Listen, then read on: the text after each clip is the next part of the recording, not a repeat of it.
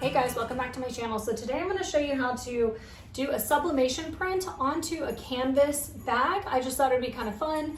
We're going into the holiday season almost, and I thought it'd be fun to make like a little bag for my niece to carry around to collect candy if they're doing that this year. So let's get started. So here you can see I'm just going into what I have, my Dropbox file, some sublimation files that I have already purchased, or I pay a membership fee to be a part of so I can have access to, and I'm choosing one that I purchased on Etsy. It says it's just a bunch of Hocus Pocus. So now I'm going to go up to my tools and I'm going to rotate this or flip it horizontally so that my writing is backwards, because we absolutely want to make sure that the writing's backwards so when we lay it on our canvas it actually reads correctly. I'm checking all my settings here to send it to my printer and I'm clicking print.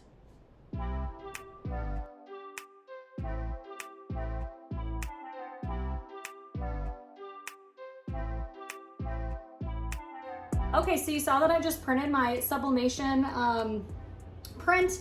It's so cute. I don't know if this is reading backwards in the lens, but I do want to make sure, a couple quick tips, that when you do print a sublimation print with any kind of writing, you want to do it backwards, so you need to flip it horizontally as you saw me do in the previous clip.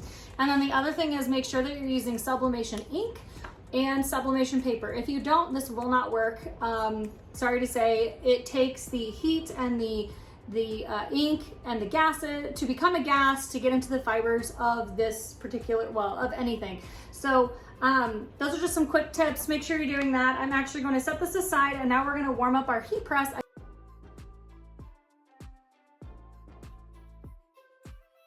I just got a new heat press. I'm super excited. I haven't used it yet.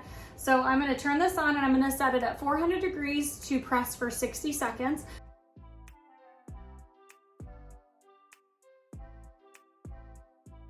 I'm not going to make you guys wait as it totally warms up, but I will show you once it is ready to warm up, and I will press it so that you can see that. So here we go.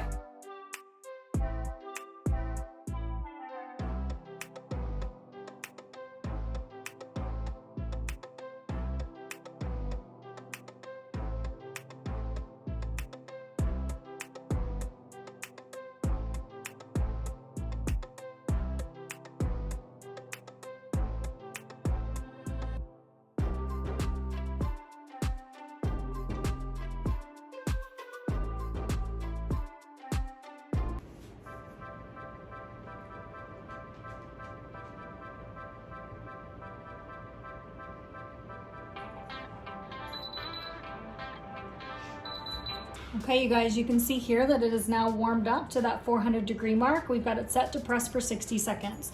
So a couple of tips here. One, because I just unboxed this, like I just purchased it and got it in the mail sent to me. This is the Vivo Home 11-in-1. The top plate isn't as hot as like a metal. This is more of a plastic right here. So it doesn't get as hot, but it has a good even heating element to it. So I actually took this out of the box and had it set outside, and I plugged it in and I let it burn off. I put it at the highest temperature it'd go and I let it burn off for a little bit, which meant that I just let it run for about 20 minutes at the highest temperature setting, and just let it burn off anything that it had, like chemicals or anything smell like that. I did go ahead and crack a window in my room here just a little bit, just to let any gaseous fumes out that might still be hanging on.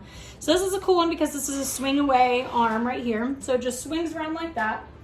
And I'm gonna take my Hocus Pocus sublimation. I can feel that this canvas is already warm, which is good, and so I'm going to put this here. This is heat resistant tape, so it's good for when you're pressing anything onto like a shirt or a bag or anything, that you can put that there to hold your design still. I like to put these papers here just to keep any transfer from happening from the sublimation to my heat press, so you don't get any like ghosting later on if you get any of that sublimation print onto this heat press. Then it can actually make an imprint on the next project you do, and you just don't want that. So I'm going to swing this back around here and I'm going to drop this down and press, and it automatically starts my countdown right here. So 60 seconds there.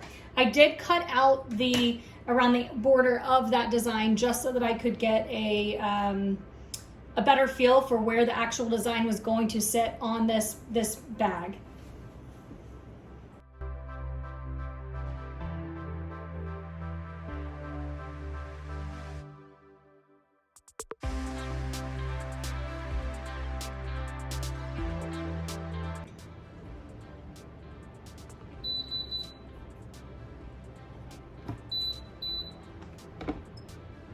Swing that back around. Remove this Teflon sheet. Remove these papers. See how, I don't know if you can see that, but it did actually come through these papers a little bit. And I don't have it on my Teflon sheet, thankfully. So I'm glad that I put these down because I would hate for it to get onto my next project. And I'm just going to lift this up. And there's my design. So because this is a canvas bag, it actually, like where this is all heated up, it looks darker around the actual design right now, but that will go away as it cools down.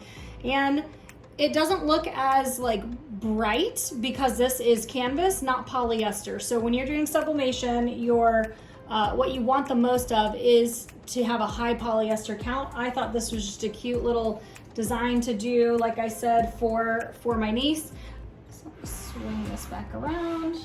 I'm gonna shut this off on the power button right there. Okay, you guys, so that's the design. It is cooled down and it does still have a little bit darker of a look here.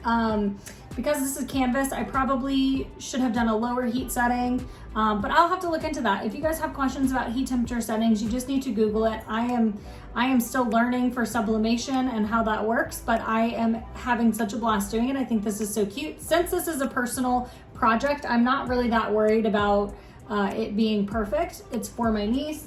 One tip and trick is I would get something and slide it in between here so that sublimation print doesn't come through. You can see there's like that ghosting that I was talking about on the inside of this bag. And so I would get maybe a piece of cardboard or put some papers down in between so that it keeps it from going through that canvas. I personally thought this was going to be thick enough that it wouldn't go through, but I was wrong. So that's super fun.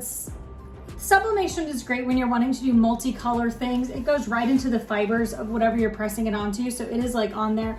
Unlike with vinyl, when you use vinyl, you can feel that where that vinyl sets on the shirt.